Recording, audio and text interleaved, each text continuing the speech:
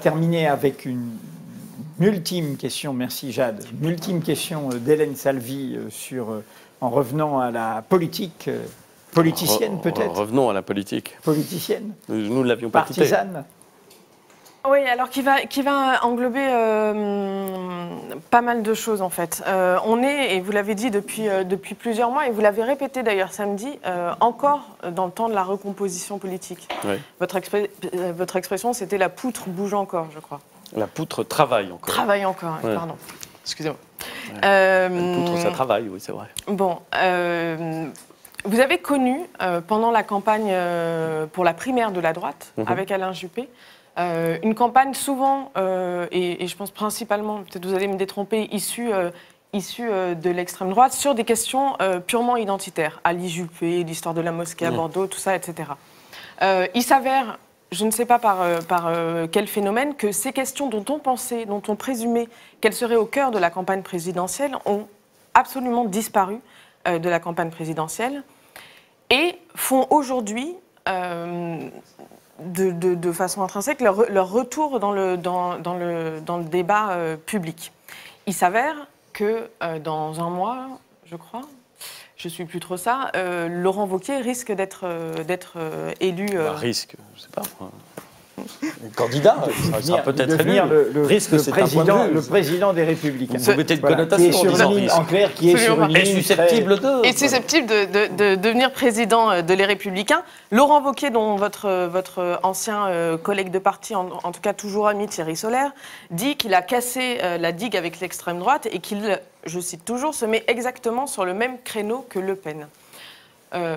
Globalement, l'obsession de l'islam, des musulmans, etc. Globalement, c'est comment aujourd'hui éviter politiquement que les questions identitaires portées souvent par une droite extrémisée ou une extrême droite et par ailleurs par d'autres personnes dans le débat public ne repolluent, entre guillemets, vous allez me dire que c'est encore un point de vue, mais ne repollue le débat public et qu'on s'en tienne finalement à ce qui a été peut-être qu'une parenthèse des 6 mois de campagne présidentielle. C'est difficile de répondre à votre question, Madame Salvi, parce que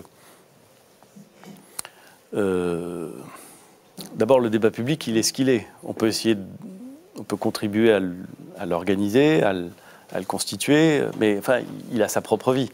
Et il faut le prendre tel qu'il est, d'une certaine façon. Ensuite, moi, d'une certaine façon, j'ai fait mon choix. Et peut-être des gens qui, à l'intérieur des Républicains, s'interrogent encore. Et d'une certaine façon, c'est pour ça que j'ai dit que la recomposition politique n'était probablement pas achevée. Mais, voyez-vous, moi, j'ai considéré que, plutôt que ratiociner sur toute une série de sujets, il fallait que le pays avance.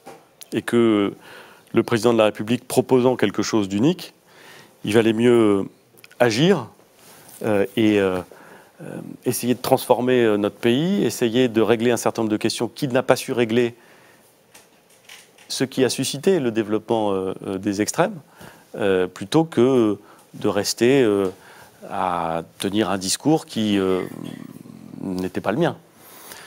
Donc voilà, je ne sais pas ce que feront les Républicains, je ne sais pas qui en sera le président, je ne sais pas quelle sera la tonalité développée par le futur président. Vous êtes d'accord avec ce que dit Thierry Solère sur le fait que Laurent Wauquiez a cassé la digue avec l'extrême droite ? Ce que je constate, c'est que, je l'ai déjà dit, je le redis bien volontiers, ce qui est arrivé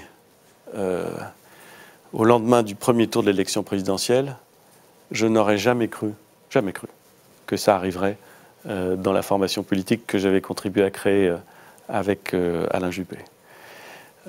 Voir le bureau politique des Républicains dans sa grande composition, c'est-à-dire plus d'une centaine de personnes, avec des gens qui ont exercé des responsabilités, avec des gens de talent, avec des gens qui ont des convictions. Parfois, ce n'est pas exactement les mêmes que moi, mais tortillés pendant aussi longtemps, alors que le choix de la France, c'est entre Marine Le Pen et Emmanuel Macron. Je peux parfaitement comprendre qu'on ne soit pas d'accord sur tout avec Emmanuel Macron.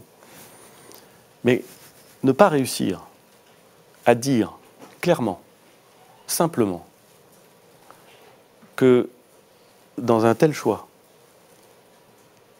ceux qui partagent les valeurs libérales, gaullistes, européennes, n'ont aucune hésitation à voter pour Emmanuel Macron, m'est apparu comme une forme de renoncement qui m'a rendu honteux. Et c'est la raison pour laquelle, c'est une des raisons pour laquelle j'ai considéré qu'il y avait quelque chose qui, là, s'était cassé. Et je crois que ce que j'ai vécu dans ce bureau politique a été vécu par bien d'autres que moi. Certains ont fait le choix de franchir le pas, d'autres ne l'ont pas fait. Peut-être certains le feront-ils, je n'en sais rien. Mais ça, moi, profondément frappé. Ensuite, je ne fais pas de procès d'intention à quiconque.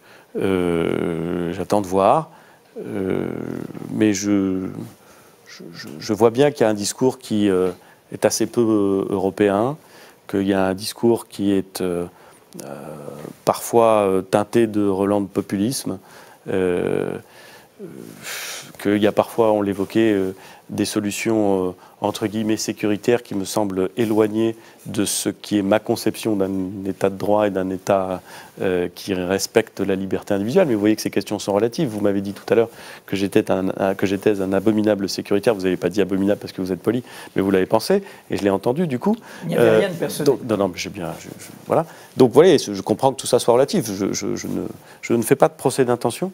Je constate que la tonalité qui est parfois développée par un certain nombre de ceux qui se présentent aujourd'hui à l'élection au sein des Républicains n'est pas la mienne.